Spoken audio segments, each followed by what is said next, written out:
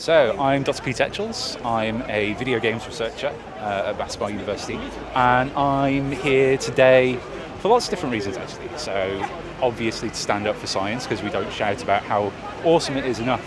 But I think there's lots of kind of conversations that need to start around what's happening here and globally today about how we do science, how we include people in science, how we make it for everybody. I think definitely in the UK, if you pay taxes, you pay for science. So science should be for the public. It should be easily accessible. It should be available to them in the media in an unsensationalized way. And we all need to do something more about that. I think it's not just the role of scientists to kind of fix things that are wrong, but also the public as well, to talk about evidence and ask for evidence, ask for why people come up with hyped, sensationalized headlines and things like that. I think you're going to get a lot of different kind of answers to this, but science to me is it's a tool, it's a way of thinking about the world around us, it's a way of finding out new things, interesting things, and hopefully things that can kind of help us in our everyday lives, really. And other than that, it's just everything, really. It's literally all around us. It's a way of thinking, it's a way of thinking about the world, a way of thinking about how you come to informed personal decisions on a day-to-day basis. I get really annoyed with bad science. And there's a lot of bad science at the minute because science is done by scientists. Scientists are people. People are fallible. They make mistakes. That's fine. That's okay. But science is special. Scientists aren't, and I don't think we should put them on a pedestal. So the thing that gets me out of bed every morning is thinking about how we can make the processes by which we do science and do research better. It's great. There's lots of nerdy signs here, nerdy chants and stuff. Everybody's feeling very embarrassed about being here and being stared at like any good scientist. The sun's out. It's brilliant. Society value things like evidence.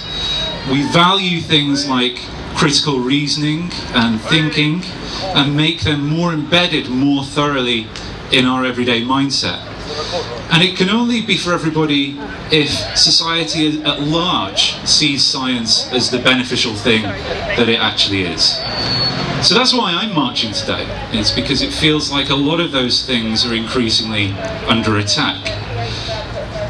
And that needs to change. And it needs to change at all levels in society. And I think it starts with scientists themselves. Now, we all know this, you all know this being here today, but scientists aren't just one-dimensional. Right? They're not just old white men with crazy hair in white lab coats, although I will probably end up like that one day. If you look around you today, look at everybody that's turned up to here. Anybody from any walk of life can be a scientist. Science is done by people then, but the problem with people is that they can be fallible. People make mistakes, many of them unconscious. They can have biases as well. There are structural biases in science. These are biases that prevent maybe certain groups of people from either getting into research or staying in research. And we need to start acknowledging those things before we can fix them.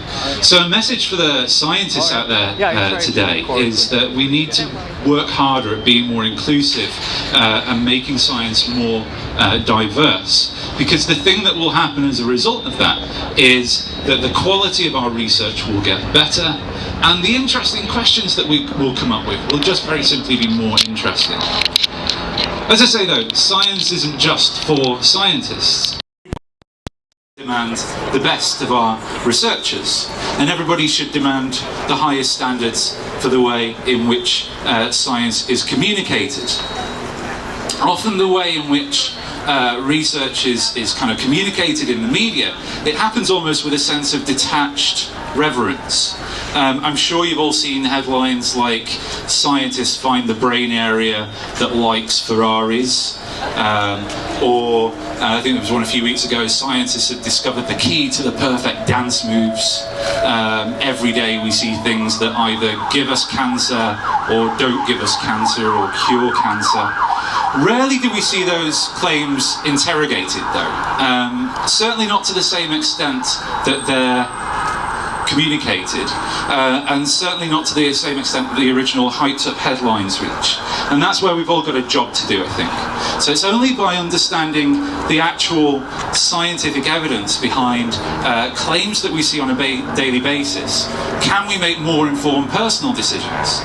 So the next time any of you see a scientific claim in the media, in the news, ask about the backstory. Go and read the paper.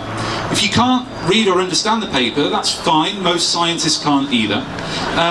Go and find a scientist though. Go ask them about it. We're all actually quite normal people. We have hopes and fears and lives and loves all outside of the lab. Don't take things at face value, especially the things that you believe in. Echo chambers really don't do any of us any favours. But most of all, talk to the people around you about what you read.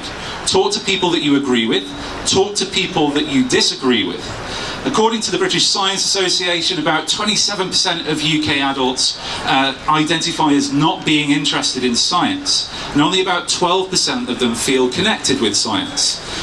I kind of see this march today as the start of a conversation about how to change the way that we all view science, the way that we interact with it, and question it. Let's start that conversation today, and let's make sure that that conversation is a positive one. Thanks very much.